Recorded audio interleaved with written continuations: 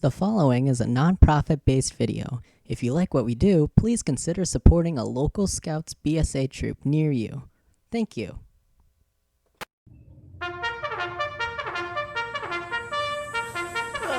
Man, I'm up. Jeez, what a great way to start the day.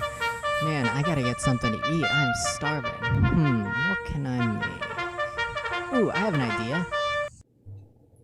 Hello everybody, my name is Sora Pham. I am the current Troop 554 Senior Patrol Leader, and today I'm going to be teaching you how to make French toast. So, let's get started. Okay, so first we're going to start with one egg. You can tap it lightly onto the bowl until it cracks enough that you can see the inside, and then pull it apart with your thumbs. You want to throw that away, the empty eggshell, and then go wash our hands. And then we need to break it up. Now you can do this with a whisk or a fork. More ingredients that you have in the bowl means you're going to want to use a whisk, but since right now it's just the one egg, I'm going to use the fork. You just want to poke holes into it to get all that yolk out, and then we will mix it all together.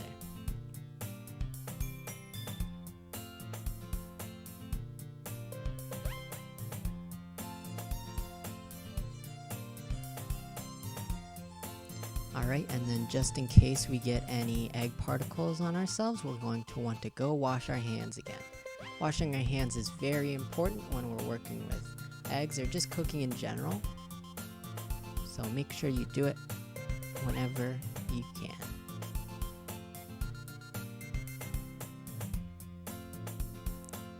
Alright, next we are going to add the vanilla.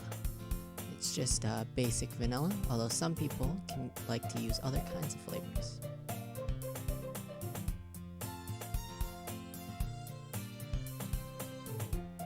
So we are going to use a teaspoon, 2 teaspoons to be exact, and we are going to pour it slowly over the bowl into the spoon. That way you don't spill onto whatever work surface you have. Although if you spill any into the bowl, that's alright, you can just not put as much in from the spoon.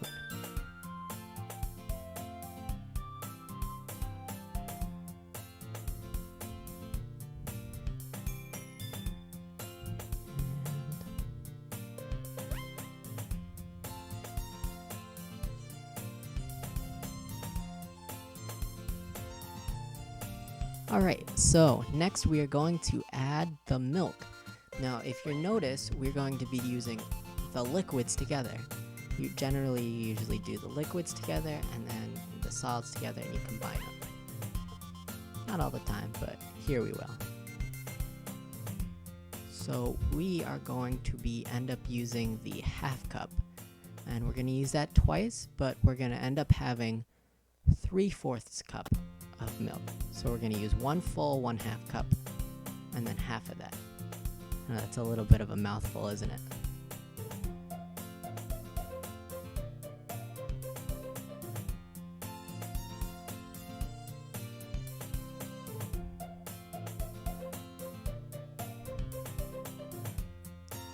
Carefully pour that in so that none of it splashes. And so now I'm going to stack these so that we have a little bit more breathing room. It's also nice to clean while you go, and so that you have less to do later.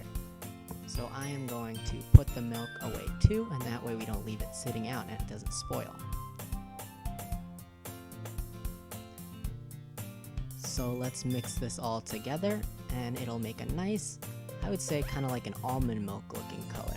Or like after you eat cereal and you have that leftover milk in your bowl. It's a general color if you can see that here.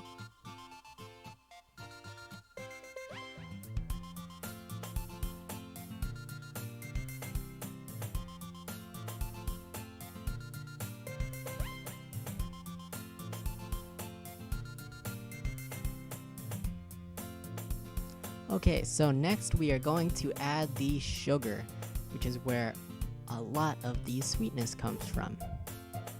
Make sure to break up the sugar.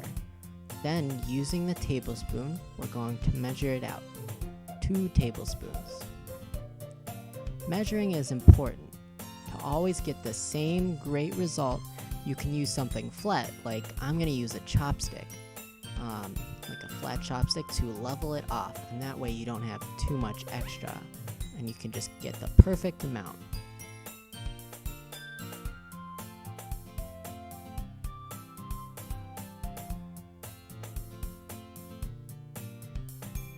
Two tablespoons.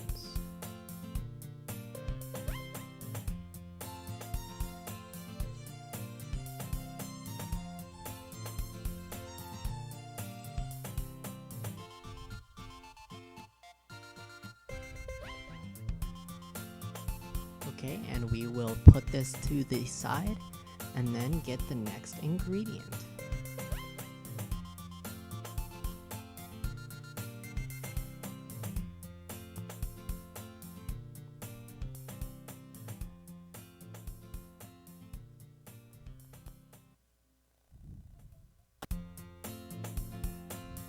Salt.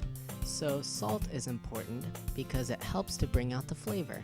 Now, for this meal, since we're trying to go for something that's sweeter, you don't want to put too much in. We're just going to sprinkle a little bit in. This doesn't need to be measured, so to speak.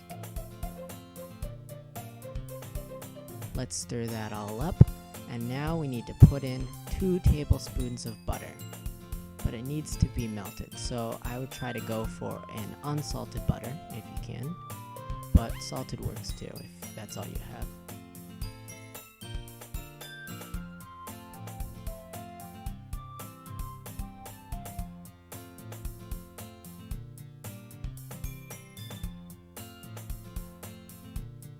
Now I have 3 tablespoons here, and you'll see why in a bit, but for now we are just going to cut 2 tablespoons off. We're going to put 2 tablespoons into our mixture here, and then we're going to save 1 tablespoon for later. So just cut this, and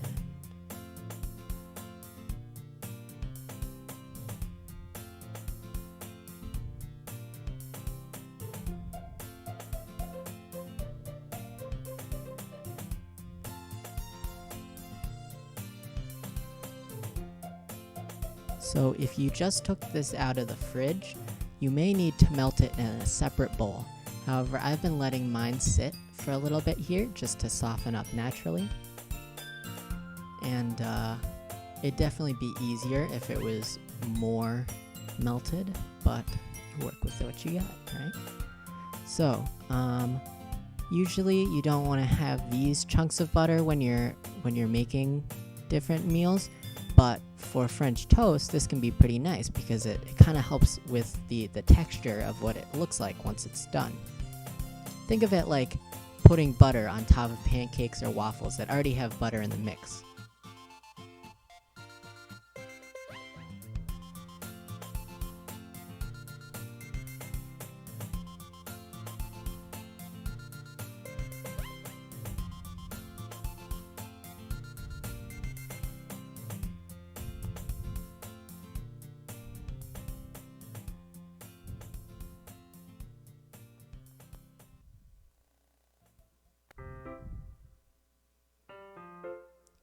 Alright, now that we have that in there, we are going to need the flour.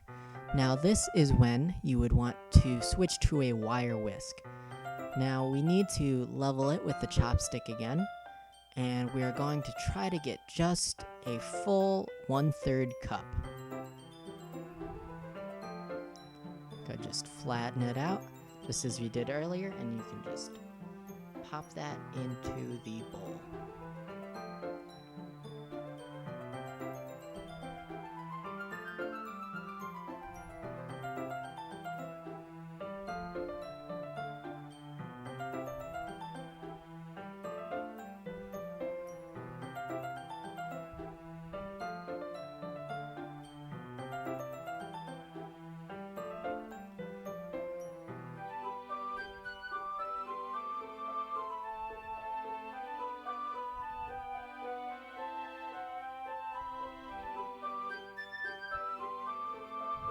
We have 2 more ingredients, but before we do that, you'll see we are starting to run out of space in the bowl. Now, everybody has different size bowls, but in the instance that you used a bowl that's too small, it's going to be a little bit difficult to mix it all together without making a mess. But we can take another larger bowl and pour it in. Just make sure to get as much of the mix as you can in there. I like to try to go for if I'm working inside, I like to get a bowl that I know will be able to fit in a microwave. If not, then it's always best to go with a larger bowl, and that way you don't worry about space. You can use like a rubber scraper or something like that to just push everything into the bigger bowl.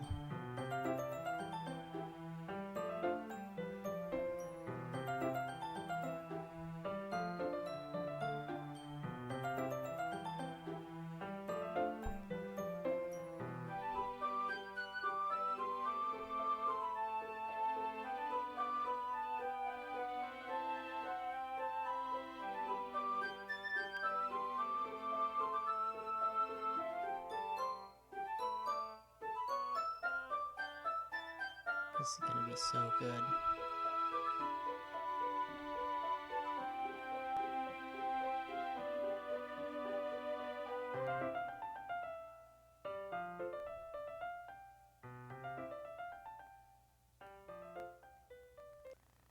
Okay, so you may find that it's a little annoying to deal with all these little butter pieces.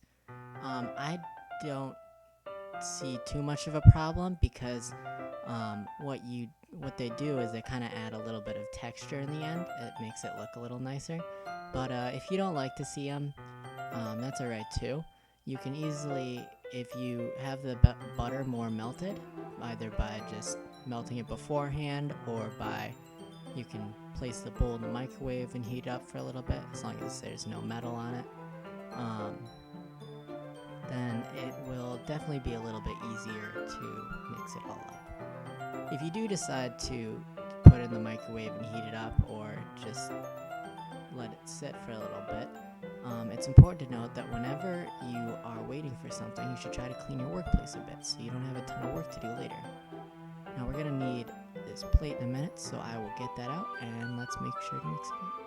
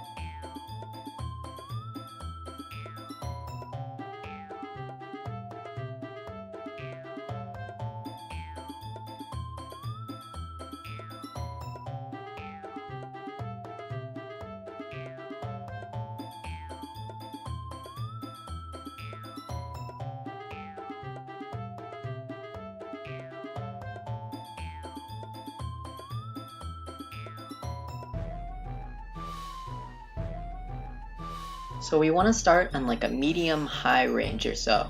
Eventually we're going to turn that down a little bit, but if you notice that the coils are going to start to heat up, sometimes they turn red, but other cases you can feel it. And so now we're going to take that extra tablespoon of butter that we saved from earlier to oil the pan. If you want to, you can also use canola oil or something else of the sort, but I'll show that later because you're going to have to re-grease the pan. But regardless, we want it to completely cover the bottom of the pan. That way, no parts of the bread when we put it on there is going to burn up. And if you watch, we can just use like a knife or something and just spread it all on the bottom. Or you can take the pan and kind of move it around. You can just watch it slide around until you see the whole thing is all covered. While you're waiting for the pan to heat up, this is the perfect time to put away anything that you are done using. To prepare our bread to be put on there, we're going to use 4 pieces of bread. Sometimes you can use more, depending on how much mixture you left over, but what you're going to do is you're going to be covering both sides with the mixture. You're just going to kind of dip it in, and it's important to check that it is fully covered, because that way we can have it absorb all the flavor. We also don't want it to burn, and having that liquid on there helps it so that when we put it on the pan, then it doesn't burn as fast. So we're just going to take all 4 pieces and dip them in. Again, sometimes you might be able to get more out of your mixture, but 4 seems to be the sweet spot. It's like at least you'll be able to get that much out of it. But yeah, that's about all we have to do, and we can just store those for whenever we're ready to make them. If you have an assembly line of people, then you can kind of just do this as you go. That's it.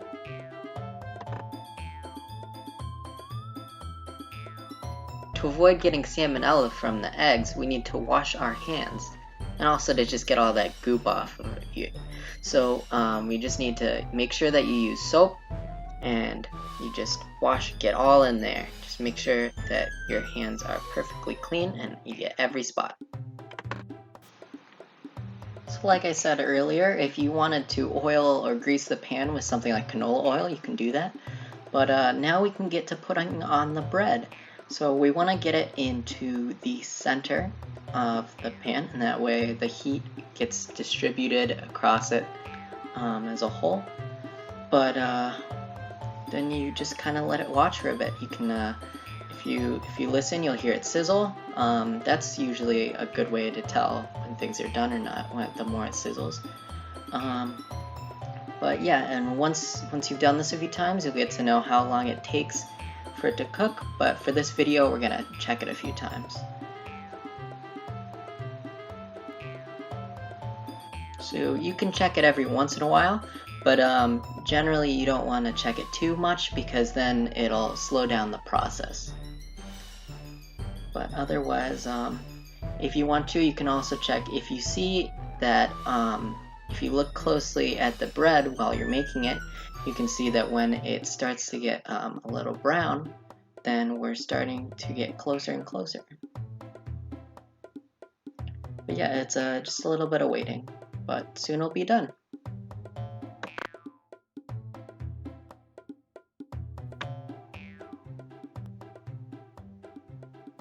So once you see this nice golden brown color, you will know that it is ready.